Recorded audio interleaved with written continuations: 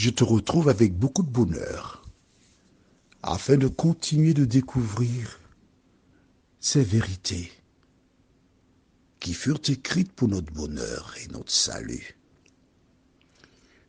Nous étudions tout au long de cette année 2024 des passages de la Bible qui déclarent « Ne crains point, n'aie pas peur ». Aujourd'hui, nous verrons une situation dramatique. Ce qui arrive à un individu qui a été appelé par Dieu, mais qui s'est obstiné à marcher loin de Dieu. Je dédie cette édition spéciale à toutes les personnes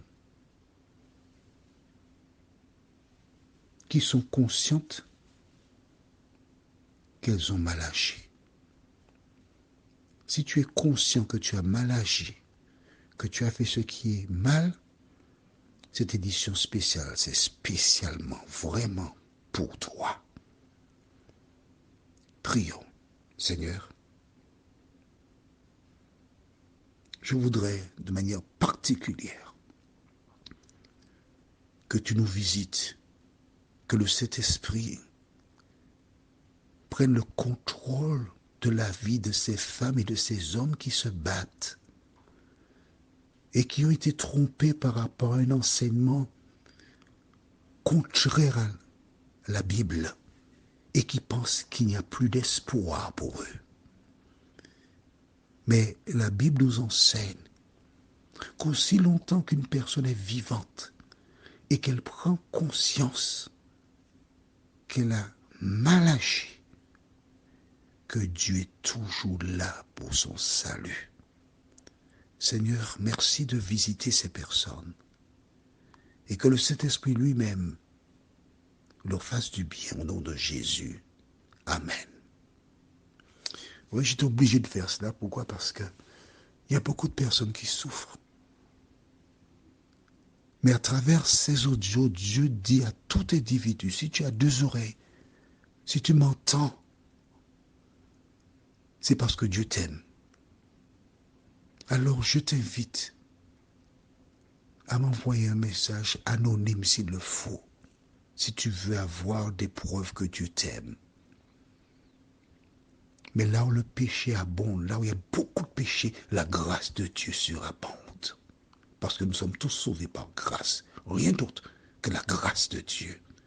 Tout ce que tu as fait, c'est de reconnaître ton erreur et dire, Seigneur, j'ai péché contre toi.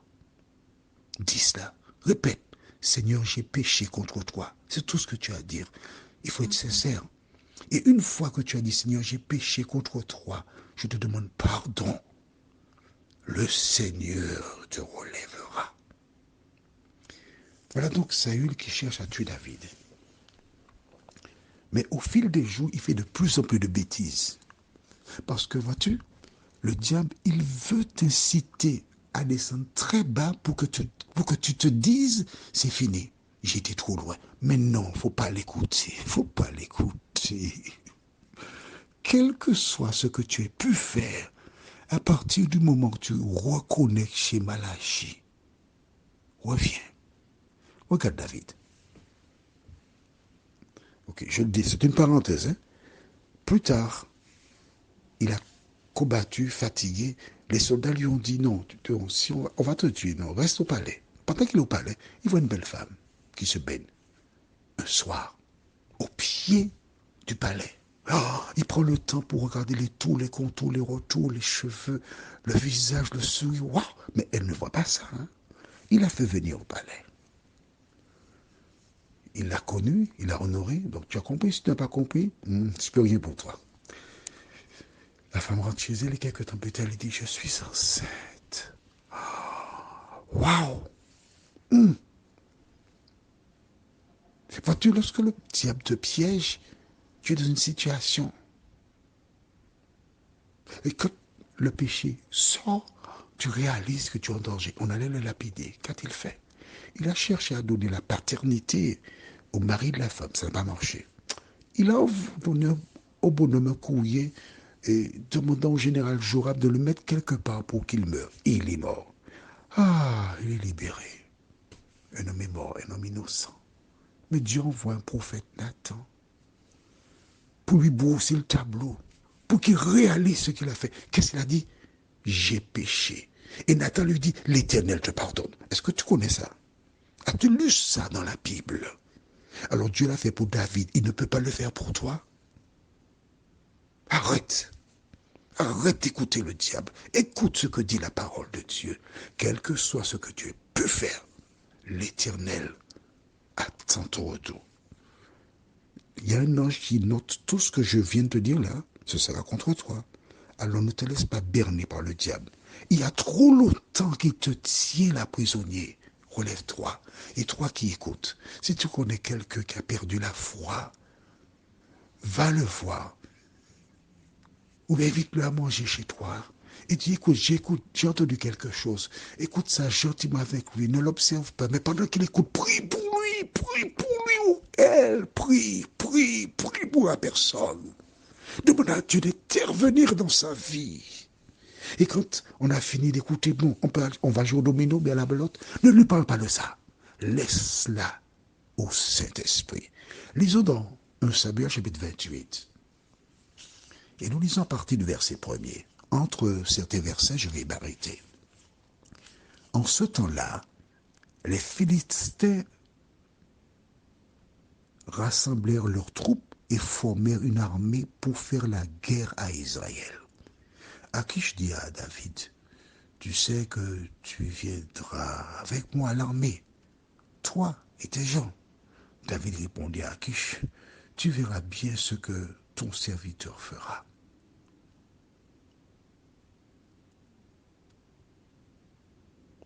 Bon. Et Akish dit à David, aussi je te donnerai pour toujours la garde de ma personne. Samuel était mort, tout Israël l'avait pleuré, et on l'avait enterré à Rama, dans la ville. Saül avait ôté du pays ceux qui évoquaient les morts et ceux qui prédisaient l'avenir. Les Philistins se rassemblèrent et vinrent camper à Sunem. Saül rassembla tout Israël et ils campèrent à Gilboa. À la vue du camp des Philistins, Saül fut saisi de crainte et un violent tremblement s'empara de son cœur. Saül consulta l'Éternel et l'Éternel ne lui répondit point, ni par des songes, ni par l'Urim, ni par les prophètes.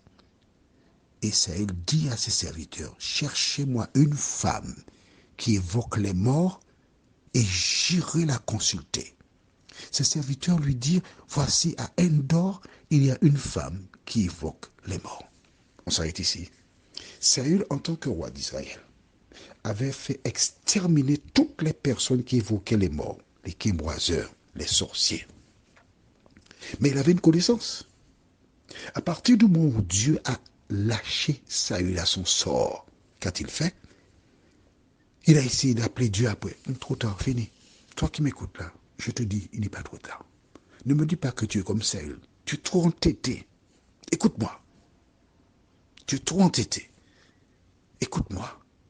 Si tu as un doute, si tu veux être sûr, tu n'as qu'à m'envoyer un WhatsApp. On va échanger, toi et moi.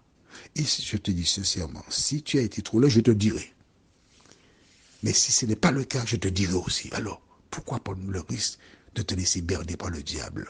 Pourquoi tu ne veux pas entendre une autre voix te parler, échanger avec toi? Donne-moi la chance de te parler. Alors que dit Saül? Cherchez-moi une femme qui évoque les morts. Apparemment, il n'a pas dit cherchez-moi quelqu'un, mais une femme.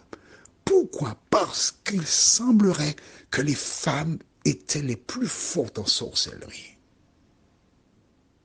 Et quand il pose la question, on lui répond tout de suite, il y a une femme à Endor. Donc les personnes qui ont répondu, ces personnes connaissaient l'existence de cette femme. Il n'avait pas dénoncé cette femme, mais il la connaissait. Il pouvait la recommander et dire à Saül, oui, il y a une là, elle est bonne. Que fait Saül? Écoute bien la suite, oui. Verset 8.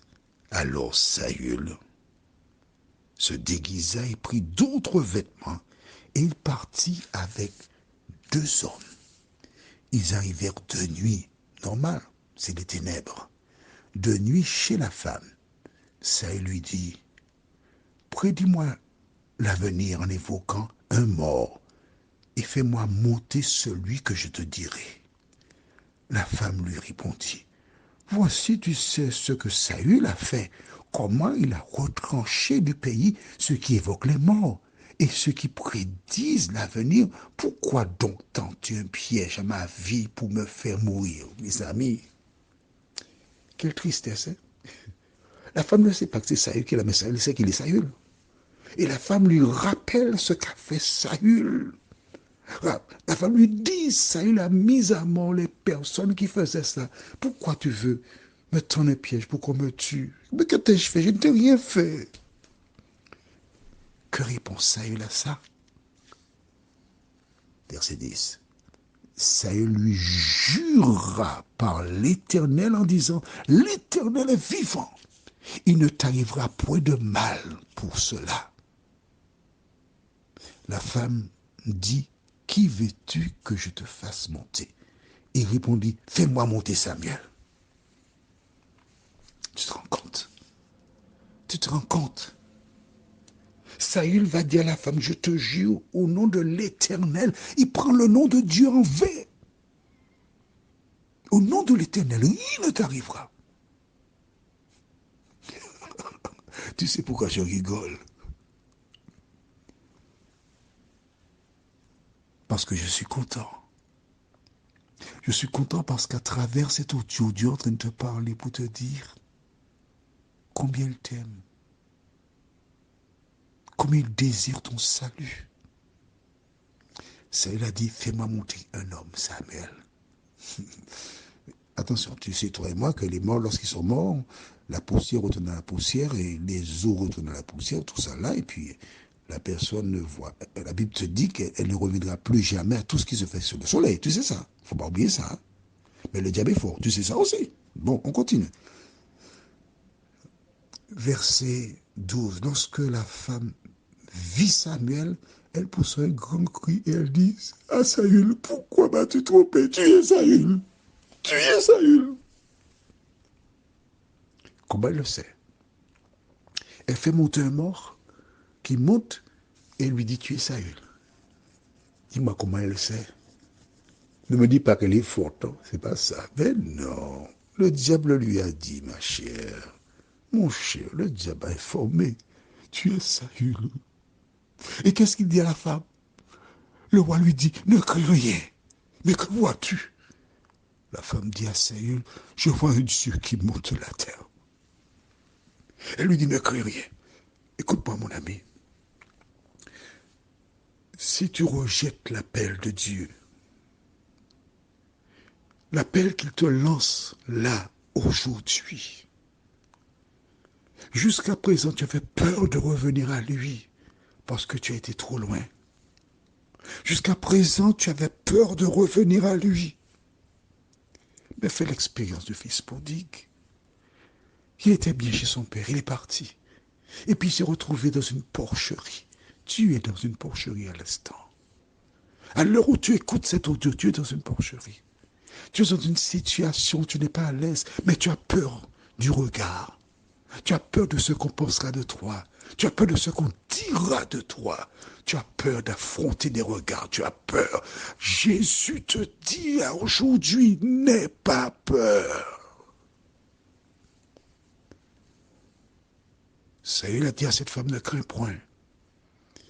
Mais je t'assure, si tu rejettes le message de Jésus, tu as de bonnes raisons de craindre. Car à son retour, tu seras détruit. Mais Jésus voudrait que tu sois sauvé.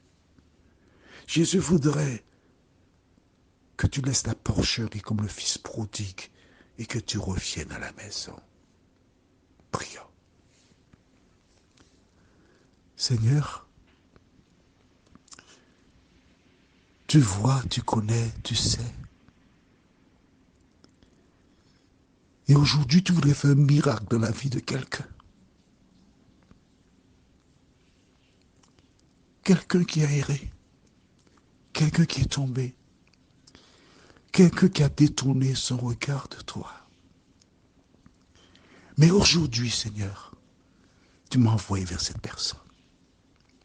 Aujourd'hui, Seigneur, tu voudrais que cette personne fasse la même expérience que le larron sur la croix. Quand tout paraissait désespéré.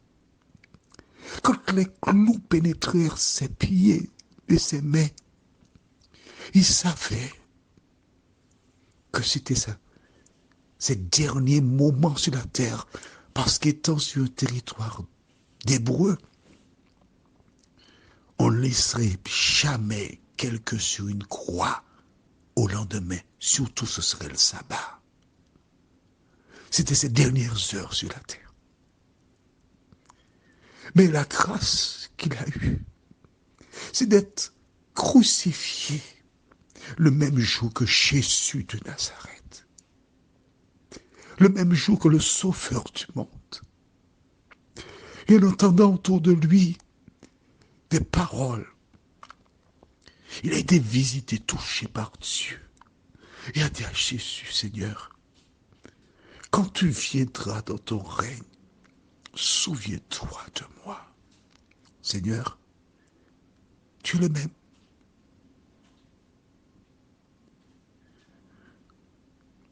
Le même Dieu qui donna sa vie sur la croix pour le salut des hommes. Merci Seigneur de visiter ces femmes et ces hommes. Merci de les aider à se relever. Merci d'envoyer des femmes, des hommes qui iront vers eux pour les encourager à se lever. Fais-nous du bien Seigneur, nous t'avons prié.